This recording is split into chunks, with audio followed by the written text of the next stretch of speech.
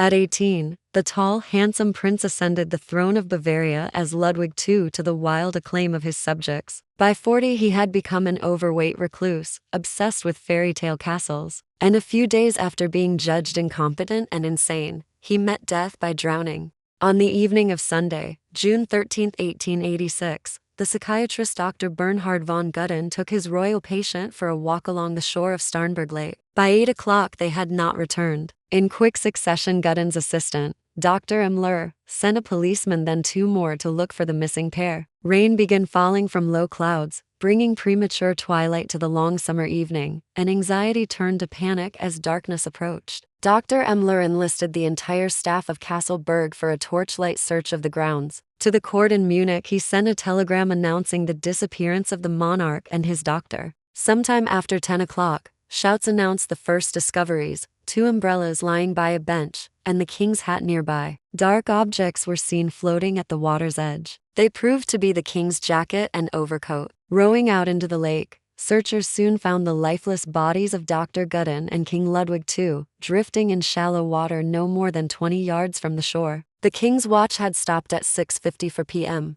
When the bodies were examined, it was noted that Dr. Gudden's face had been scratched and that above one eye was a bruise, most likely the result of a blow from a fist. Marks on his throat suggested an attempt at strangulation. The king's body showed no injuries. Had Ludwig tried to escape and killed Dr. Gudden when the psychiatrist attempted to restrain him? Or had the king drowned the doctor and then flung himself into the water to commit suicide? Had the king murdered Gudden and suffered a heart attack? Whatever the facts, it was a tragic, shocking end to a life that had begun so auspiciously 41 years earlier. Prince Charming becomes king. Bell ringing and cannon shots in Munich mark the birth of a son on August 25, 1845, to Crown Prince Maximilian of Bavaria and his wife Marie. The infant was first named Otto, then Ludwig after his grandfather King Ludwig I. 3 years later the king was forced to abdicate over the scandal caused by his liaison with the dancer Lola Montez. Maximilian took the throne, and young Ludwig became heir apparent. A younger brother, Otto, was born the next month.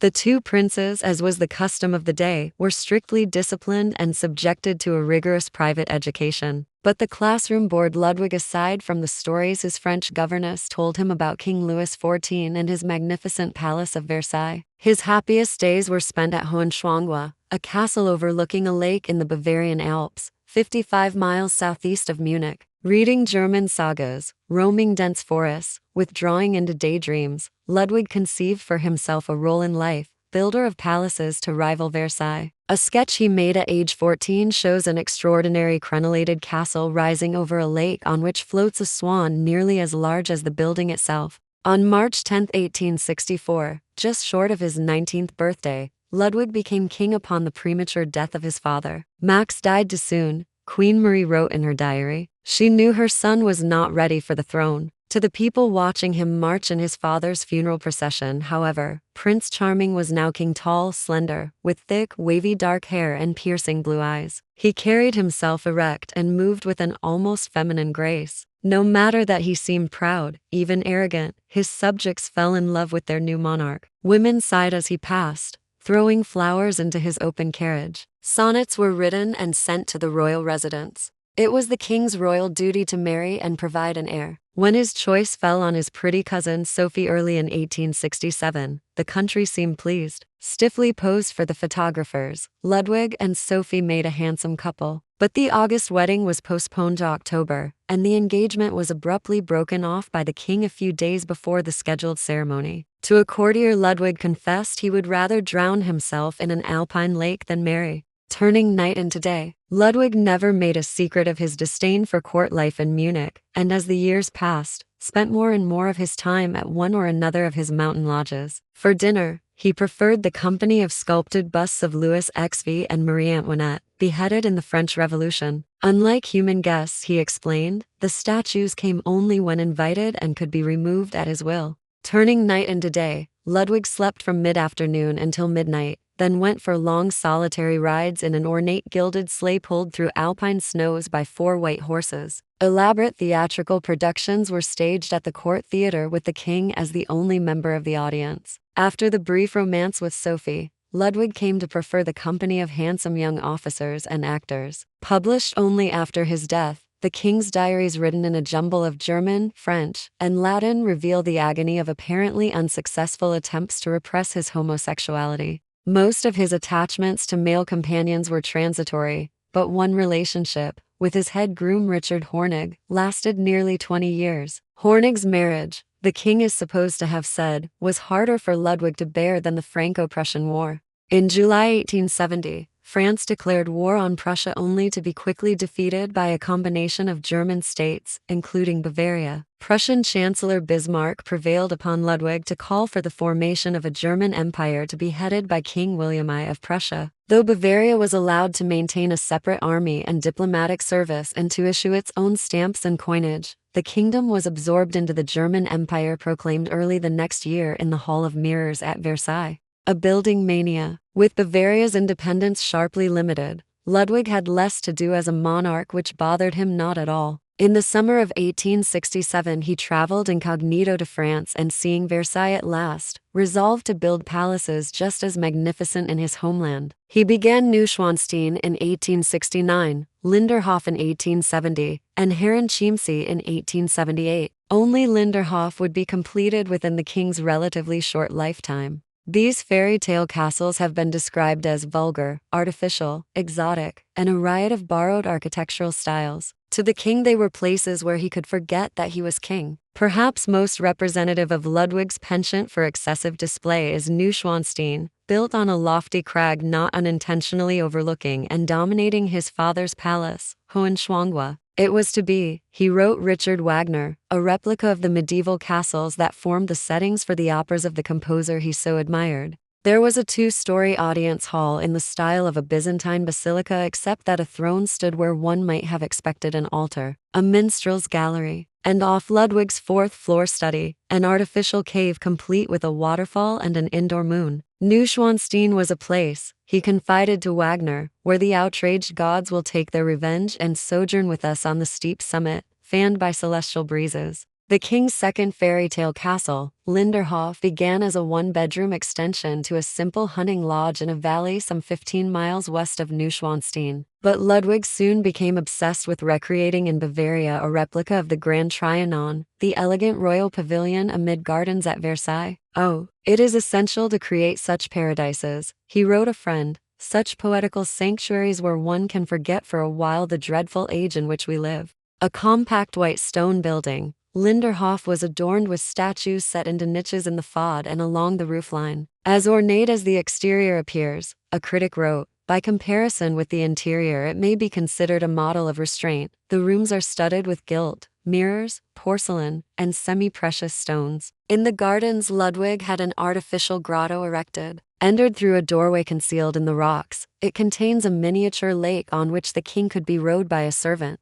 Ludwig's ultimate building project, or folly, as skeptics called it, was Herrenchiemsee, built on an island in Bavaria's largest lake, the Chiemsee, 45 miles west of Munich. Here at last Ludwig could indulge his fantasy of duplicating Louis XIV's Versailles, including its famous Hall of Mirrors. Left incomplete at his death, Herrenchiemsee cost 16 million marks more than Neuschwanstein and Linderhof together. Ludwig spent exactly 10 nights there, in the autumn of 1885. Desperate for funds, the king appeared in public in Munich for the last time in August 1875. Pressed to visit the capital for the 700th anniversary of his family's rule of Bavaria in 1880, he exclaimed, "No, no, I can't come out of my shell never again." To his once devoted subjects he was now a man of mystery. To his ministers he was a cause for growing concern.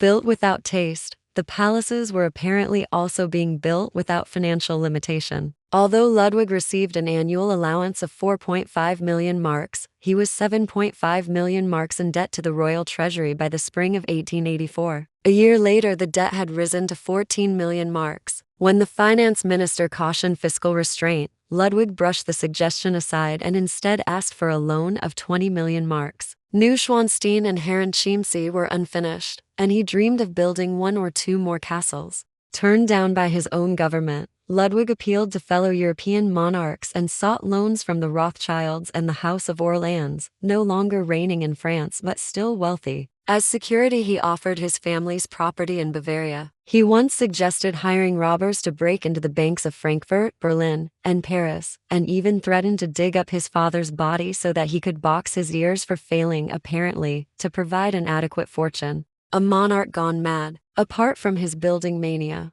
Ludwig began displaying other, more alarming signs of instability. Moments of cheerful tranquility were followed by uncontrollable rages. He ordered offending courtiers to be flogged, tortured, imprisoned, exiled to America, or even beheaded, yet showed no surprise when the sentences were not carried out. After striking a servant, he would try to atone with expensive gifts or cash. Grown fat and neglectful of his clothing, he attempted to recapture lost good looks by hiring hairdressers to wave his hair. No one could approach within 18 inches of him or look at the food he was served. A dumbwaiter was installed so meals could be delivered without the king seeing anyone. Eventually, he began shouting orders from behind closed doors and communicating with ministers whom he called rabble, vagabonds, and vermin only in writing. Official papers went unsigned or were lost. In one lucid moment of self-appraisal, the king confessed, "I wouldn't be my own cabinet minister for all the world." Moonlight rides with servants often ended in picnics, even with snow on the ground, and children's games that lasted until dawn. If weather interrupted his nocturnal excursions, he imposed himself and his entourage on astonished peasants. Upon leaving or returning to Linderhof, Ludwig passionately embraced a certain pillar. During his circuits, he bowed to one particular tree and politely greeted a hedge. There were voices only he could hear, and hilarious conversations he carried on with himself, the conspiracy to replace Ludwig. By early 1886, it was apparent to the ministers that something had to be done. Yet succession posed a problem. During the Franco-Prussian War, Prince Otto had begun showing signs of insanity. "He behaves like a madman," Ludwig wrote of his younger brother, "makes terrible faces, barks like a dog, and sometimes says the most indecent things. And then again he is perfectly normal for a while." In 1875, Otto was locked up as incurably insane. Undeterred, the ministers decided to make Otto king in name only. Real power would go to the king's 65-year-old uncle, Prince Luitpold, as regent. First, however, Ludwig had to be removed. They turned to the eminent psychiatrist Dr. Gudden, who was persuaded to take on what he called the painful task of declaring the King of Bavaria insane. After gathering evidence from former and present members of the royal household, Dr. Gudden issued a 19-page report on June 8, 1886. "His Majesty is in a very advanced state of mental disturbance," he concluded. "The sickness must be pronounced incurable and a further decay of his mental faculties is certain. Since the condition would last for the remainder of Ludwig's life, His Majesty must be considered as incapable of exercising government." Dr. Gudden never examined the king in person, apparently satisfied with collecting second-hand information. Positive testimony was ignored, though some servants attested to Ludwig's kindnesses. Among the peasantry he remained beloved, if odd. There were, a courtier wrote, "two souls in Ludwig's breast, the soul of a tyrant and the soul of a child," shown a copy of Gudden's harsh report. Chancellor Bismarck dismissed it as rakings from the king's wastepaper basket and cupboards. A farcical arrest. Toward midnight on June 9, a commission headed by Foreign Minister Bernhard von Gudden arrived at Castle Hohenschwangau to inform Ludwig that he was to be deposed. Learning that the king was at his fantasy palace Neuschwanstein nearby, the commissioners decided to defer the unpleasant task until morning. And so they sat down to a 7-course dinner, washed down with 40 quarts of beer and 10 bottles of champagne, and afterward went to bed. At 3 o'clock in the morning, Baron von Gudden awakened his fellow commissioners. A coachman named Osterholzer had slipped out of the castle and was thought to be headed for Neuschwanstein to warn Ludwig of his impending arrest. Through darkness and heavy rain, the commissioners drove up the winding road to the king's lair only to be met at the gate by a police guard barring entrance. When peasants loyal to Ludwig showed up and threatened the commissioners, the party retreated to Hohenschwangau. No sooner had they reached what they thought was safety than they were arrested and forced to walk back to Neuschwanstein, where they were locked into individual rooms. The infuriated king had ordered their deaths, they were told. By midday his mood shifted from anger to resignation. He released the commissioners who scurried back to Munich. What should he do now? Ludwig asked a loyal courtier. He was advised to appeal to the people by appearing in the capital or to flee across the border into Austria. Instead, the king asked for poison and when that was denied, for the key to the tower. He preferred death by drowning. He remarked, since it was less disfiguring than a plunge from the tower. A fearful servant told him the key was lost. Ludwig ordered brandy and champagne and proceeded to get drunk.